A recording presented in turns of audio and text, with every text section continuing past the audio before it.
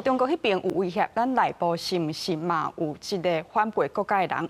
国安会秘书长吴钊燮过去做外交部长的时，伊的办公室秘书何林杰互指控是中国的间谍，即马查落是甲伊收押禁见。民进党这边是决议开除伊的党籍，也立法院民进党团是盘点10部国安的这个要来修法，就是讲要来锁定中国的中间人，要来确保咱台湾的国家安全。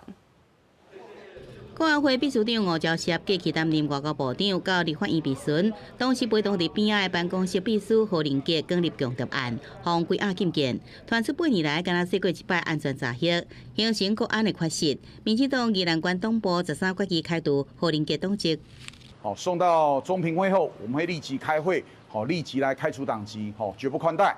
前立法院长余锡坤的助理盛楚英也传出予中共吸收近年来泄露立法院机密的资料，准得到交保。另外，总统办公室聘用助理吴尚武也技术予对方来吸收，做着关押。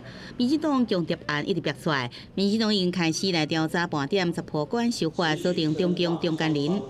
其实有好几个中间人一抓出来之后，像粽子一样，就可以去抓到很多的功德，或才会有立法院这个委员呢去这个中国必须要报准这样的一个提案。这是一个最简单也最有效、立即的，可以先切断一些重要的中间人联系的一种管道。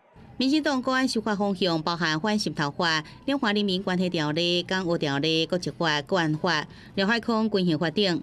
针对维护中国纳入管制，必须爱申报。警告呼吁在野党，这修法的强谍案进前就提出卖国党。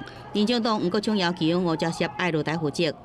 有非常多的情报，怎么在断交以前，老共都已经掌握？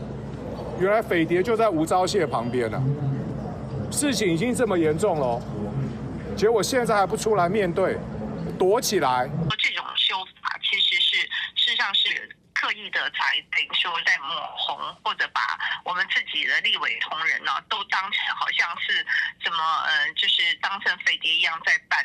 总统赖清德在立委问台南名誉国民之家，第一次讲到用民是台湾重要资产，有台湾才有中华民国，团结合作，交互多守护台湾。记者综合报道。